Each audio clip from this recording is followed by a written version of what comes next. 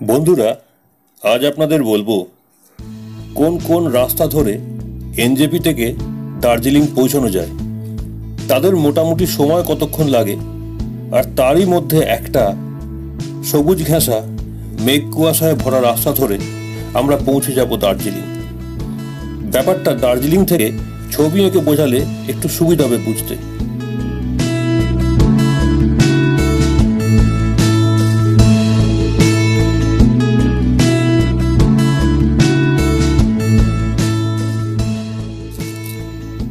ঘুম থেকে দার্জিলিং পৌঁছানোর প্রধান রাস্তা একটাই, NH-55। ঘুম পর্যন্ত পৌঁছানোর মূল রাস্তা দুটো, একটা কার্শিয়াং থেকে NH-55 ধরে, আর একটা রাস্তা মিরিক থেকে সুখিয়া পোখরি হয়ে ঘুম। এনজেপি থেকে শিমুলবাড়ি হয়ে মিরিক পৌঁছানো যায়।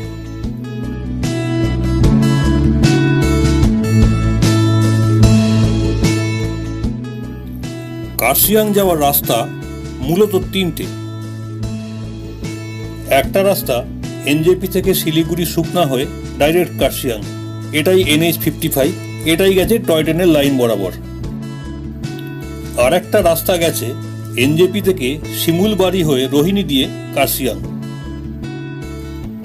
3 নম্বর রাস্তাটি হলো একটা ইমার্জেন্সি বাইপাস রোড, এনজেপি থেকে শিমুলবাড়ি হয়ে রোহিণীর দিকে না গিয়ে পাংখাবাড়ি দিয়ে। ওঠার জন্য এই রাস্তাটা খুব চড়াই, সাধারণত না যাওয়াই ভালো। আজ আপনাদের দেখাবো রোহিণী রোড ধরে দার্জিলিং পৌঁছানোর রাস্তা। আর এই সবগুলো রাস্তা ধরেই এনজেপি থেকে দার্জিলিং পৌঁছানোর দূরত্ব আর মোটামুটি একটা সময়ের আন্দাজ সাথে দেওয়া রইল।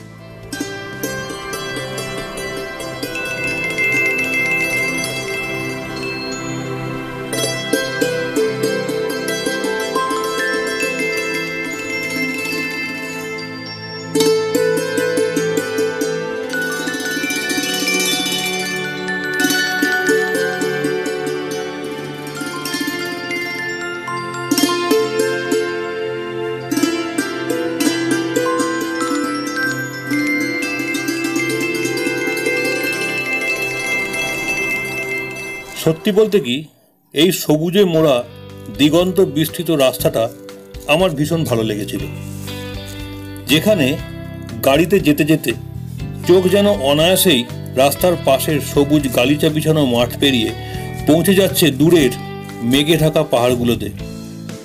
চোখে মুখে ধাক্কা মারা হাওয়ার উত্তাপ হঠাৎ যেন কমে গিয়ে ঠান্ডার একটা আমেজ, সেই সাথে শহুরে হাওয়ার গন্ধ পাল্টে গিয়ে একটা ঠান্ডা গা শিরশিরে বুনো গন্ধ। শহরে ঘুরে বেড়ানো একটা অসাড় শরীর যেন প্রাণ পায় ধীরে ধীরে, আত্মা শরীরের সাথে একাত্ম হতে চায় যেন। এটার জন্যই তো পাহাড়ে আসা, এই গন্ধটা স্মৃতি নিয়েই ফিরবো যে, তাই ড্যাব ড্যাব চোখে নিষ্পলক চেয়ে থাকি বার দুনিয়ার দিকে। এক মুহূর্ত যেন নষ্ট না হয়। বুক ভরে নিঃশ্বাস নিলাম। আহ, কি মোলায়েম সে হাওয়া।